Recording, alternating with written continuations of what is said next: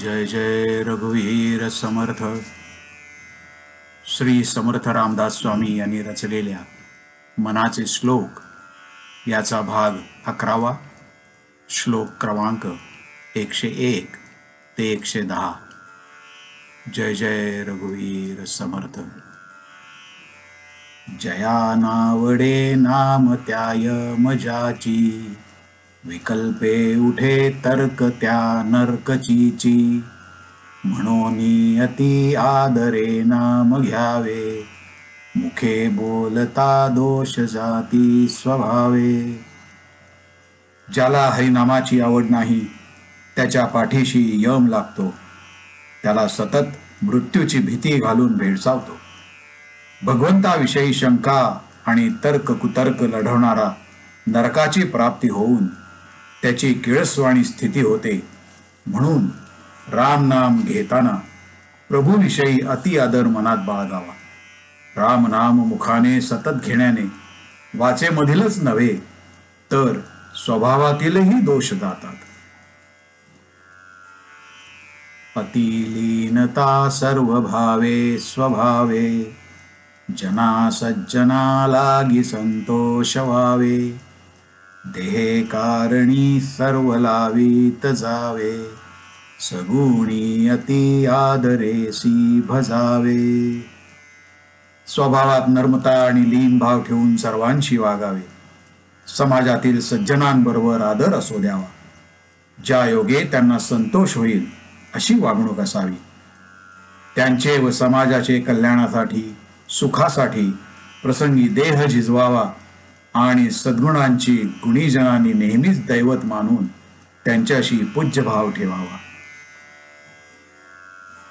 हरी कीर्तनी प्रीती रामी धरावी, देहे बुद्धी निरूपणी विसरावी. परद्रव्य आणि कांता परावी, यदर्थी मना सांडी जीवी करावी. हरी कीर्तनात रामनामाची गोडी उत्पन्न करावी. रामनामाचे महत्व पुण्यकारक आहे, हितकारक आहे. त्याच्या केवळ स्मरणाने मोक्ष प्राप्ती होते याविषयीचे निरूपण करावे. केवळ देहाचीच भलावणी प्रकृतीबद्दल चर्चा हे त्यावेळी संपूर्णपणे विसरावे. तसेच परद्रव्य आणि परदारा याविषयी कोणत्याही प्रकारे लोभ मोह न ठेवता षड्रिपुशी मनाने लढून त्यांचा निपात करूनच रामाला शरण जावे. क्रिये वीण नाना परी बोली जेते, परी चित्त दुश्चित्त ते लाजविते. मना कल्पना धीट सैराट धावे, तया मानवा देव कैसे निपावे. कोणतेही काम पूर्ण न करता त्याविषयी फक्त बडबड करणे, त्या कामात लक्ष न घालता दुर्बुद्धीने बिघाड आणणे. जे काम करीत असतील त्यांना अडथळा आणून किंवा लाजवून त्यांचे लक्ष कामापासून दूर करणे यासारखी लज्जास्पद गोष्ट नाही. मानवी मन कल्पनेच्या घोड्यावर बसून सैरावेरा धावते, त्याला ठाव ठिकाणा सापडत नाही. अशा अस्थिर बुद्धीच्या व सत्कार्य अडथळे आणणाऱ्या माणसाला देव कसा पावेल. विवेके क्रिया आपुली पालटावी, अति आदरे शुद्ध क्रिया धरावी. जनी बोलण्या सारिखे चाल बापा, मना कल्पना सोडी संसार तापा. सुविचाराने आपले कुकर्म सोडून देऊन सत्कार्य देह लावावा व मनात समाजात आपल्या सत्कार्याने सेवेने शुद्ध मनाने वावरावे. फक्त चांगला विचार बोलून दाखवण्यापेक्षा तो आचरणात आणणे फार महत्वाचे. उगाच कल्पनेच्या वारूवर बसून संसार तापहरण होईल अशी अपेक्षा करणे वेडेपणाचे. बरी स्नान संध्या करी एकनिष्ठा, विवेके मना आवरी स्थान भ्रष्टा. दया सर्वभूती जया मानवाला, सदा प्रेमळू भक्ती भावे निवाला. मनावर सुसंस्कार व स्नान संध्या करून एकनिष्ठेने धर्माचरण करावे. पापामुळे जे दुर्गतीला पोहोचतील त्यांनाही सुसंस्कार शिकवून त्यांना त्यांचे पूर्वी लाभलेले पुण्यप्रद मिळवून द्यावे. सर्व भूतमात्रांविषयी ज्यांच्या मनी दया प्रेम आहे ते प्रेमळ हरिभक्त आपल्या भक्तानेच देवाला जिंकून मानवी जन्म सार्थ करतात. मना कोप आरोपणाते नसावी, मना बुद्धी हे साधू संगी वसावी. मना नष्ट चांडाळ तो संग त्यागी, मना होई रे मोक्ष भागी विभागी. आपल्या मनात क्रोध रागाचे बीज वाढूच देऊ नये.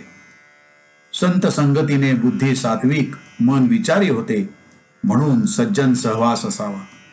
वाईट वृत्तीच्या, नीच विचारांच्या व चांडाळ कृत्यांचा निषेध करून त्यांचा सहवास टाळून सत्कर्म सद्विचारांनी हे मानवा तू मोक्षपंथाचा पथिक हो, म्हणजेच मोक्षाच्या राज्यात सामील होशील.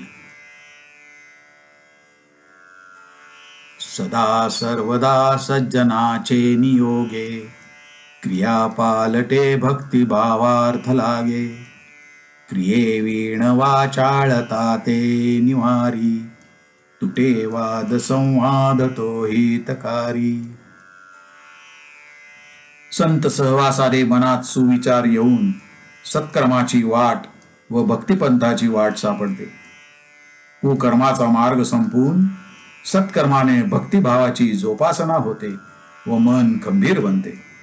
व्यर्थ बडबड व कोणतेही काम न करण्याची वृत्ती संत संगतीने तुटून जीवनाला, भक्तीला व पर्यायाने मोक्षाला हितकारक असा सुसंवाद साधला जातो.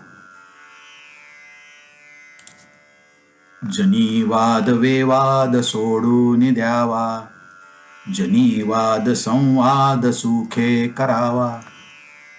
जगी तोची तो शोक संताप हारी, तुटे वाद संवाद तो हितकारी.